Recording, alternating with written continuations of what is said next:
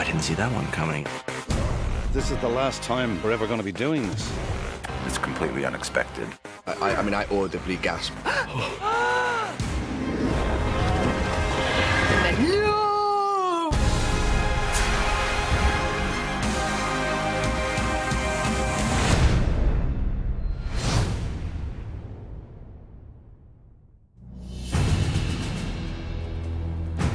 First episodes of every season are always a challenge, but for the final season, it was a lot of pressure because we had all these characters convening at Winterfell.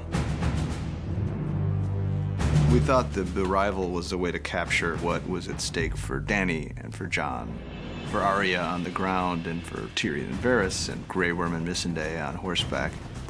Everybody has a slightly different take on what's happening here. Background! Action! David Nutter directed half the season for us, and there's no more beloved director in the business. Usually a director on Game of Thrones will shoot for 3 days, then he has 2 days prep, and then he maybe shoots for a full week, but Nutter just had to go all out for 8 or 9 weeks of shooting. I was so happy that he was back for the final season. David Nutter really felt like part of the family. We shot a lot of the parade stuff at the end of the year where we had kind of the 2 shortest days of the year. And then we came back and it kind of brought some scope to it. Winterstown is a settlement just outside of Winterfell, and so that road was snowed. We built the little buildings that led up the road. It was completely redressed to be the Winterfell little town. It's basically a huge parade. The ADs sort out background, villagers, reactions, so you're actually working with the extras in a way so you're getting a performance out of everybody. We work with the military advisors, so all of these guys look professional, marching in step. When we tell them to do something, they do it. We teach them some very basic drill movements so they know how to stand. Everything's under a command, a whistle blast, so they get to learn to react in a military style, in a disciplined style. Anything that's on the page, we tend to show rather than just imply. If you're going to say you want to see thousands of Unsullied, then we have to show it. It's a significant, big scope moment. So the challenge was definitely to find ways to really make it seem like thousands are arriving. You have to have a vantage point from higher up. When I read the opening sequence and I saw this little boy running to try to see the parade and see the show and see what he's missing, I felt like that little boy, because I've been gone for 2 seasons. So in some respects, I kind of was that little boy.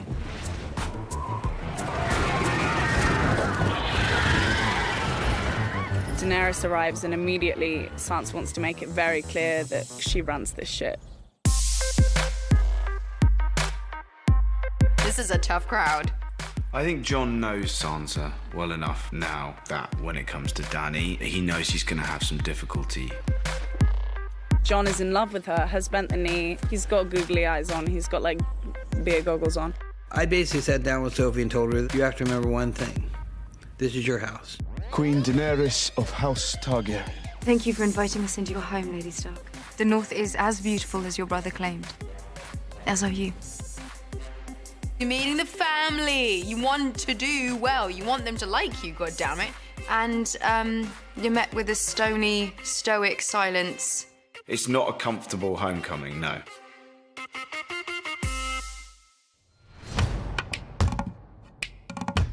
There were a lot of people on set, kind of like a giant game of Where's Waldo. In the first episode, a couple of our friends from the comedy world were in a scene. They gouged my eye out. They gouged my fucking eye out. They can put it back in, right? Right? Yeah. Benioff told me they would. When we found out that George Lucas wanted to visit, we thought maybe it was a practical joke, and then we were really excited and also nervous because it's George Lucas. Your sister doesn't like me. If it makes you feel any better, she didn't like me either when we were growing up. Now, Prince. For George to be sitting at my director's chair, that was so cool for me. I had George want to speak to Kit and Amelia. Okay, that was great. No direction for you. I don't really care about you. I don't care what happens to you. Yeah, what's going on? I mean, like the first time like I could remember telling stories was me as a little kid mashing together these like stormtrooper dolls. For so many of us, he's the one who started our obsession with this kind of big epic storytelling. And of course, Theon put the fever through the writer Dave Hill's head. 3, 2, 1, go! I very much learned the lesson that sometimes when you write 2 words, that you then create so much work for everyone involved. Oh, I get an axe in the head. Simple enough. Next thing I know, I'm flying to London to go out to have my face sculpted, be wrapped in plaster and molded. The day of, I'm in a chair for 4.5 hours. It was great to see that we were basically going to get to take Dave Hill out, one of our writers. It's quite nice to be able to kill fellow crew members off in the nicest kind of way. Having to go and be the one who gives the performance is so much more difficult than I imagined. And I was just trying desperately not to screw it up. And I did the first time. And then the second time got it right. And board.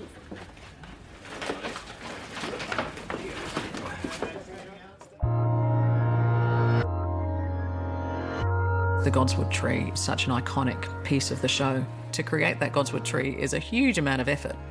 Every year it would have to be painted white, it would be coated in latex, a sculpted face would be applied to it. The greens team would go about adding branches to it with flocked red leaves that Kevin Fraser would paint up for us. It's a process where you take a flock, which is a fibre, and actually adhere it to the leaf on one surface.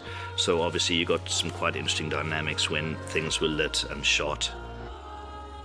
You used to be taller. When I first got the scripts, there's like a bunch of lords and ladies talking, and I was thinking, are we ever going to get a scene together again?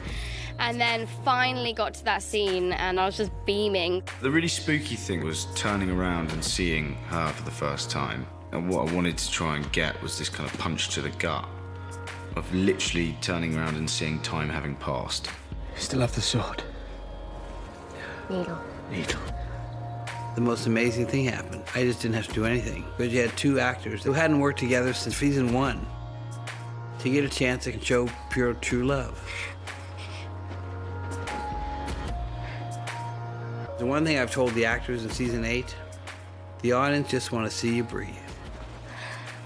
To watch Kit grow as an actor on the show has been incredible, and I think the fans are going to love it, because I loved it. I hit you right in the face. I'm so sorry. Part of the fun of the episode was bringing back together all these characters. It's also the challenge of the episode because you don't want it to feel like it's, you know, just the reunion episode.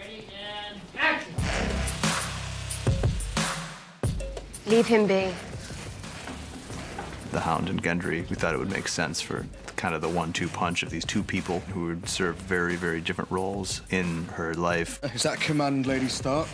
Don't call me that. He still thinks that she's the same girl that he left beforehand. We've gotten better. Yeah, thanks. So have you. I think for Arya, it's remembering who she was before. I mean, you look good. Thanks. Like, I used to be that girl, and that's who I was in love with and thought I would just follow to the end of the world. The Hound Arya reunion, that's the thing we were most excited about writing. You left me to die. First, I robbed you. Everyone would hope that the reunion between Arya and the Hound would be laughs and giggles, but actually it starts off as like cold, because it's kind of the defense mechanism for both characters. You're a cold little bitch, aren't you? Guess that's why you're still alive. There's also Tyrion and Sansa. There's something between Tyrion and Sansa that you can't quite put your finger on, because they're... You left me, and then you know what happened to me, and I know what happened to you. Apologies for leaving like that. Yes, it was a bit hard to explain why my wife fled moments after the king's murder. It's tricky with them. They have to watch their words around each other, but at the end of the day, she does trust him. And at the very end, we have the silent reunion with Jaime and Bran. If he tells the rest of the clan the truth, I'm done. I'm dead.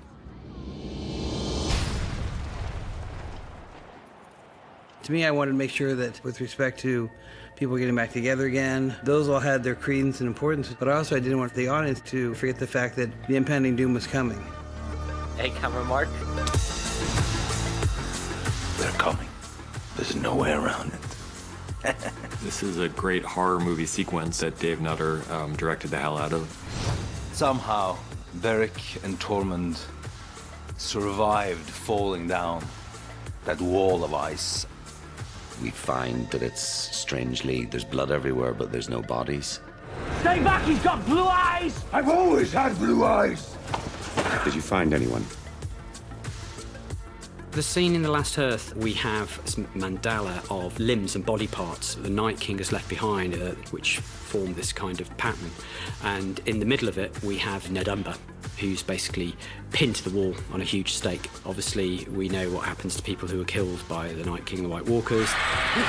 The young boy was suspended in a harness, and then to basically kill the White, Beric uses his flaming sword and takes out the White. We had to shoot that on a stunt guy called Paul Lowe, who was of a similar sort of stature to the actor playing Ned. Game of Thrones is the first time I done a full burn, so that's a nice tick. What I guess a lot of stuntmen want to have. And for that, because he was going to be engulfed in flames, we had to make a look-alike fire mask. Very good, you can hear me okay, yeah? I love what you've done with your hair. It's a message from the Night King. Being Beric Dondarrion, I'm always setting people on fire. You have the mask off, you talk through it, what the process is going to be. We'll roll the cameras, okay? The first 3, 2, 1 will be to light the sword. Then it'll be 3, 2, 1, action for Nick to stab you. You lift your arm up to stab on 3, okay? On action, he's going to stab you. Hold this position like this. When you hear me start to count, that's when you start to react. You then have to go and do it. They'll gel you, they'll spit you, and they'll light you.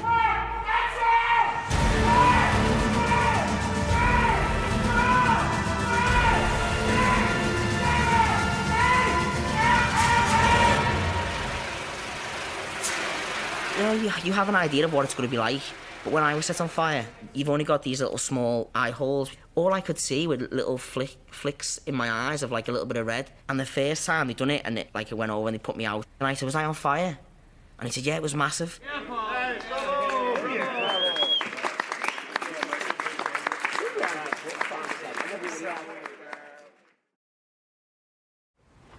You've completely ruined horses for me. It almost seemed like he knew where I wanted to go. You're quite...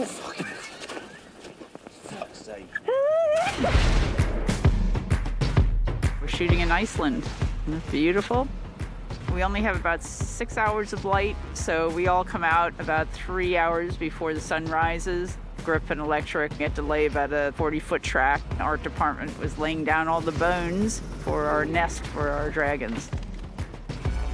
Some of those locales in Iceland are so breathtaking that real environments just help the actors so much. So if it's Kit and Amelia walking past a frozen river in Iceland and they're shivering, that's real. Yeah, this fire lady, dragon mama, is not used to the cold. No problem. I can stand in snow all day. I just love I could go there with Amelia. I got to show this thing that's been such a large part of the Thrones world for me. I got to show her Iceland. Magic dragon ride. I like it. It's just felt like the magic carpet ride. We're just sort of playing Tig and the dragons. It's beautiful. We were lucky to get a great day of aerial photography in Iceland with a helicopter shooting these most beautiful river canyons with beautiful snow coverage. And then where they land was meant to be a very pristine and gorgeous location as well. Dan and David said, maybe can we have a waterfall here? So we went all the way to Iceland, to this beautiful canyon, and then we end up adding a massive waterfall later on in post because it still wasn't quite spectacular. Camera in, please, Yella. Let's roll, please. Rolling. I think the actual dragon ride was like, yeah, it's one bit where you've got to convey your love for each other and you're in a green box on a buck. So much of what we're doing now requires robotics.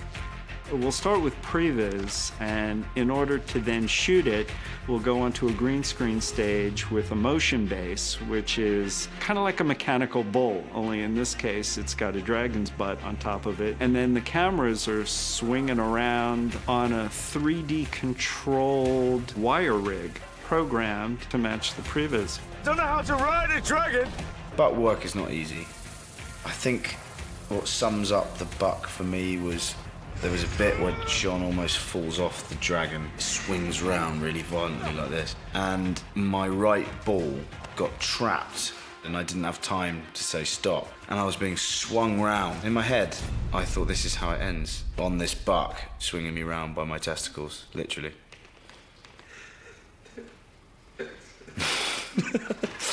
Sorry. Probably too much information.